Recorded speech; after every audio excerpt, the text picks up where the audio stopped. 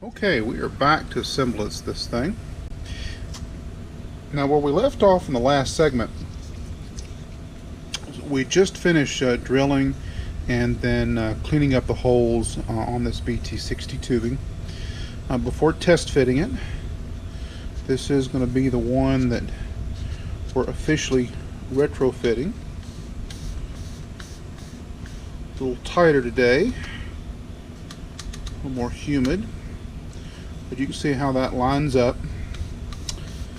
And this particular rocket has the recovery harness, I don't know if you can see this, attached to the, I guess you would call it the four get a light here, the four centering ring, and you can probably see just enough that, try and look at it on the phone here, you can probably see that just enough to see where the plastic hole's been sort of melted over time, and that really happened the first time and didn't progress any farther, so that doesn't cause a problem. You see how that's attached, so we've got to go ahead and pull that out. And ideally what we want to do here is go ahead and feed this through. No sense trying to fish it out later.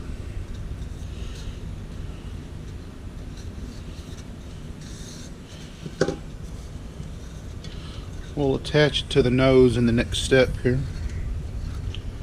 Yes, there is a lot of harness, and I do recommend you use that much, even on these smaller rockets, particularly when you're using Kevlar like this, because it doesn't have a lot of stretch. Okay, let's go ahead and put this thing together. Twist it down. It is good and tight.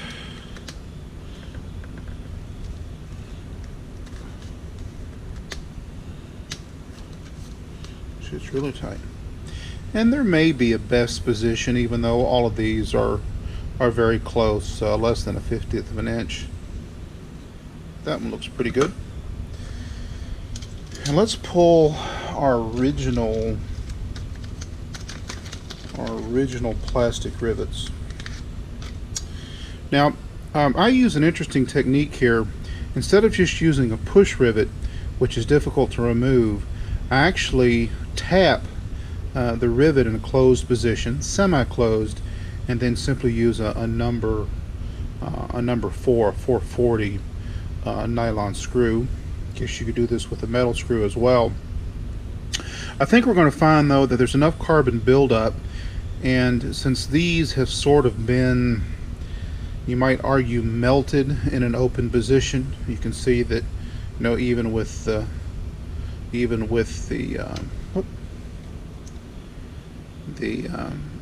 nylon screw removed, they still sort of stick out. And when we try to insert this, you're going to find that that one looks like that may go in. It's not super easy. But since we've gone to all this effort, this one probably be more difficult, but since we've gone to all this effort, there's no sense using those rivets. We can remove the screws and maybe reuse those. Those rivets, have had a few dozen flights on them, so why not replace them? They do come in handy every once in a while when you need to remove the tube. And certainly now that we're using a fiberglass tube, I'd speculate the fiberglass tube may outlast the recovery booster.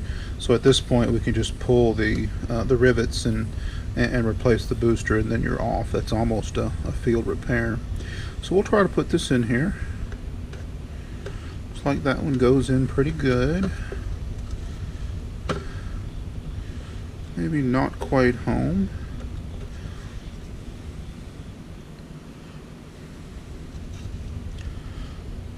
Looks like it's home now.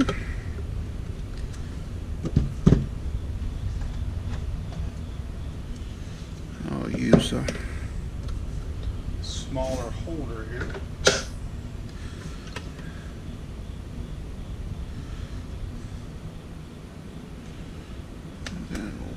this one in.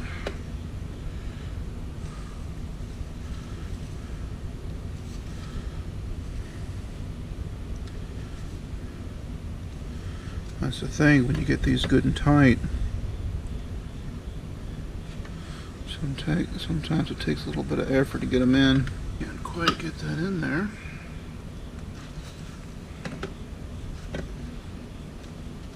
Well, let me work on these and we'll come back in just a moment. Okay, what I did was just take the same 5/32 inch bit, just sort of by hand, clean that up a little bit. I think we'll get this final third one in.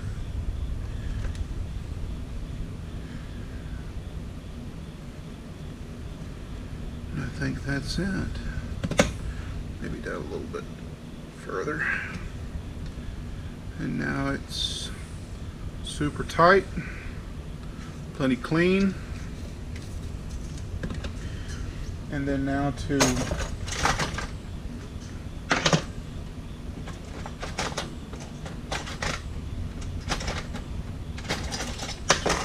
finish these up, all we've got to do is just screw them in.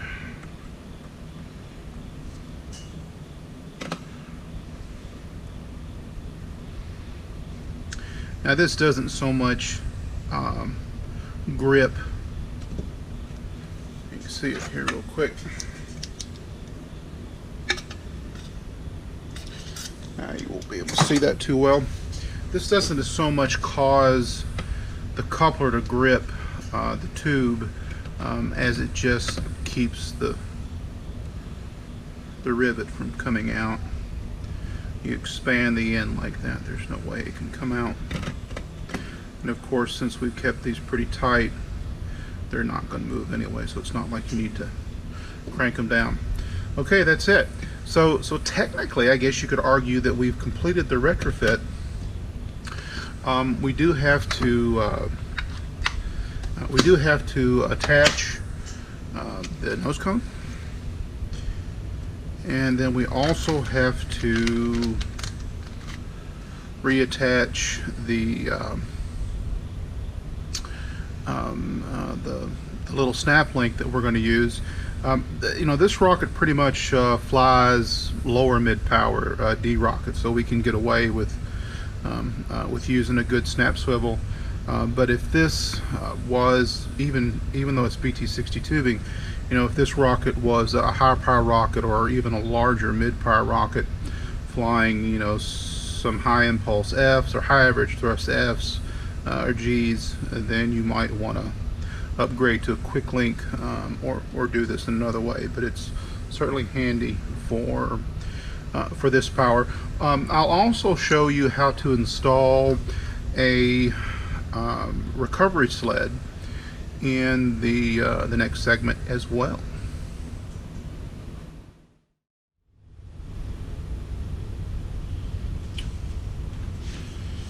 Okay, now to finish this thing up, first thing we want to do, working from back to front, is go ahead and quote-unquote attach our recovery blanket to the harness. It's just simply a matter of sliding it through the hole.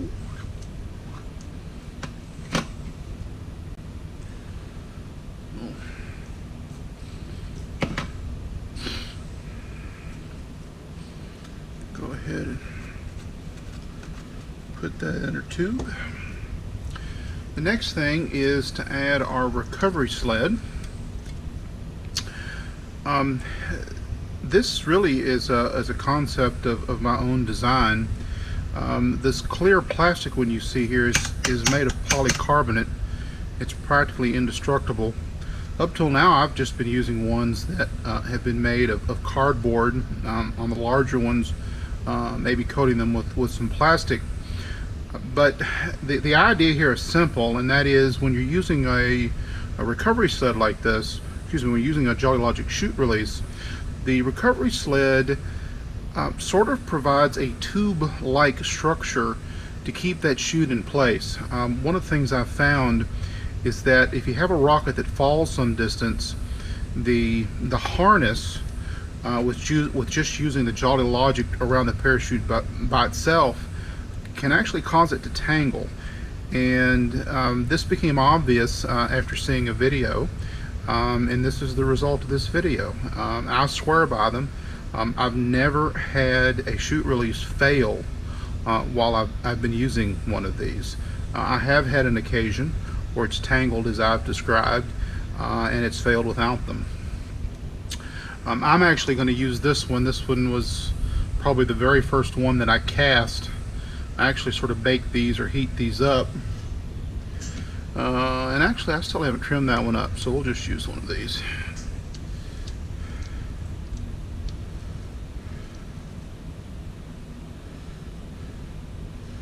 And you typically want to put it on like this.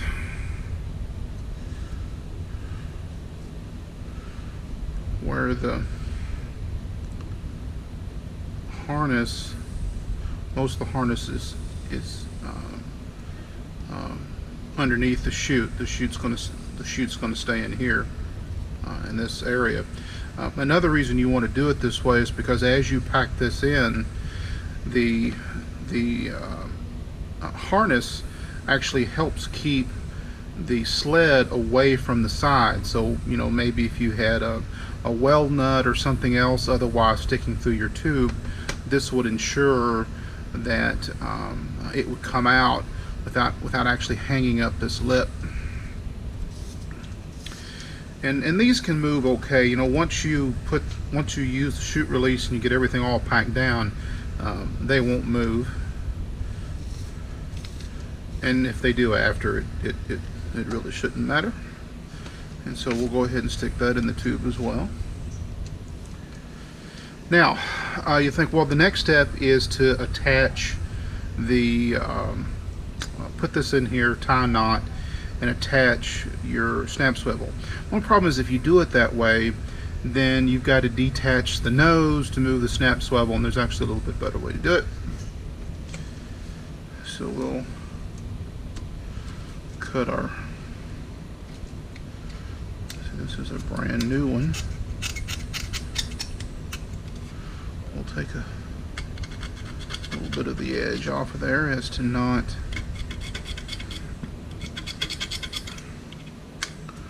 wear on the Kevlar any more than we have to. Not that it would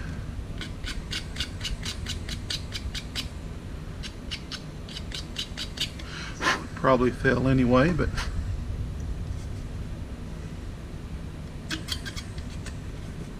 certainly worth doing.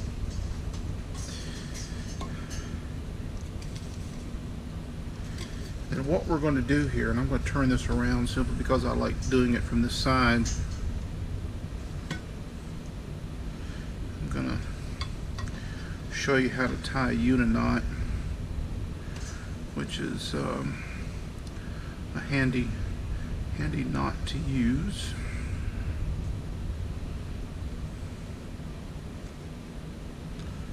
I can get it right myself here. You can see that when you do this, you just loop it through wherever you're attaching to, and then you come back around. This will be a little bit easier to see after I change hands. You can see how we've got that lined up now. And then you just twist it around 3 or 4 times. Fishermen like to use this knot. Okay, then you pull it through. Now what you want to do is you want to keep your tag end short because the rest of it will slide. And you can see how that's working. You want to work that down good. And it'll make a fairly round knot. It doesn't have to be particularly neat. If this was a fishing application, they'd have you, we've got 3 wraps, maybe go 4 or 5. But we don't want it to be impossible to remove. That's the nice thing about this, is that is that even though this is an excellent knot that slides well, as you can see, you can still get it apart. In fact, I'd really like that tag end to be a little bit shorter. So I'll re-knot this here and come back. Okay, as you can see, I did get a little bit shorter. Certainly, if you wanted to, you could always trim this off, but there's really no reason to. Sometimes it's a little bit of a hassle getting it in the tube, but you can see that now I can pull this down. And again, if you were doing a fishing application, you might really, yank this down hard. But don't do it in this application, because that just makes that knot hard to undo if you want to. So, okay, so here we go. Now we're ready to position the snap swivel here. Usually I do about a third. Not real sure how long it is at this point. We'll see here. See here, there's 1, 2, 3, 4, 5, 6, 7, 8, 9, 10 feet. So if we come down a third, that'll be 1, 2, 3, 4.5 there or so. That should be about a third of the way down. Again, this is not critical. A lot of folks will attach directly to the nose, which is fine. I just prefer not to. So now I think we've got everything in place here. We've got our nose. We're getting ready to attach our quick link, or not quick link, but our snap swivel. Then we've got our recovery sled and our blanket. Okay, so now this is the trick here. If maybe we're doing this as a high power rocketry and we're using quick links, we'd do a loop like this, and then we would bring it around, tie it off. Simple overhand knot. Good round knot, plenty strong in most cases. So we're going to do a variation of that,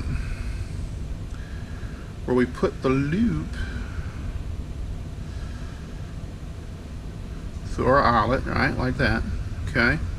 And then we're going to bring this up through the loop, so we end up with a small little knot. Let's see here. Gotta remember how to do this myself. Okay.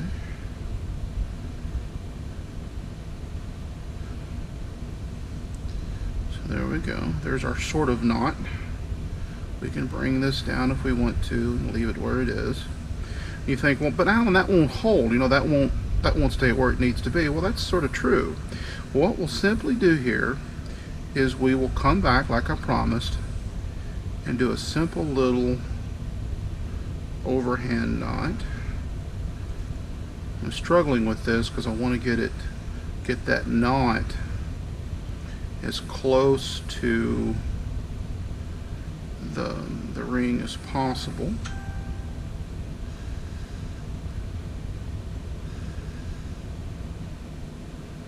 Maybe I'm trying to get it more than closer than possible. I think we'll get it through.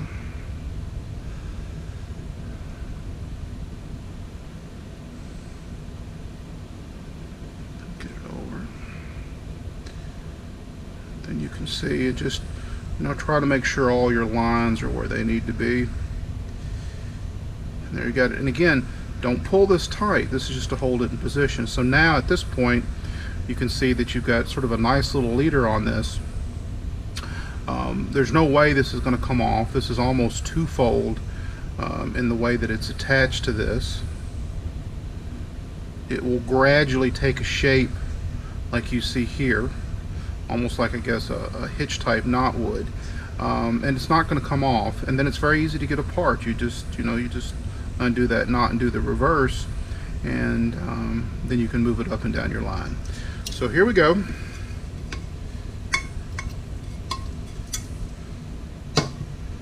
We got our cord here. We'll go ahead and we'll position our recovery sled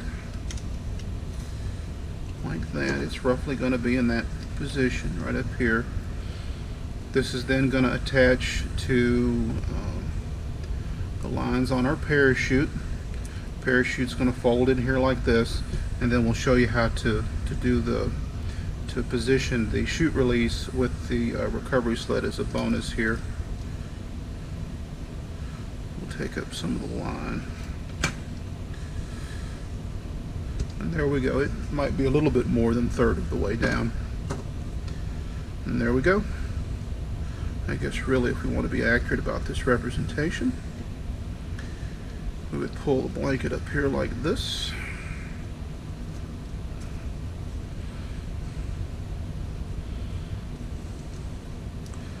Lay it all up in here like this.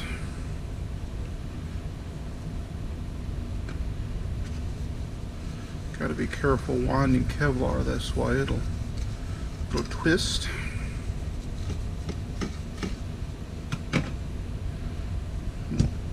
And that'll be it. We'll do the parachute and the recovery sled with the Jolly Logic chute release in a separate segment, and we'll be done. But as far as retrofitting with the fiberglass tube, we're really done at this point. I guess technically you could say, well, we'll add our fins back on, but you of course could do that at the field with this rocket. So thanks a lot. Please hang around for, please watch the last segment for the use of a recovery sled and a Jolly Logic chute release. I think if you go to something like this, it will really increase your success rate when using the release.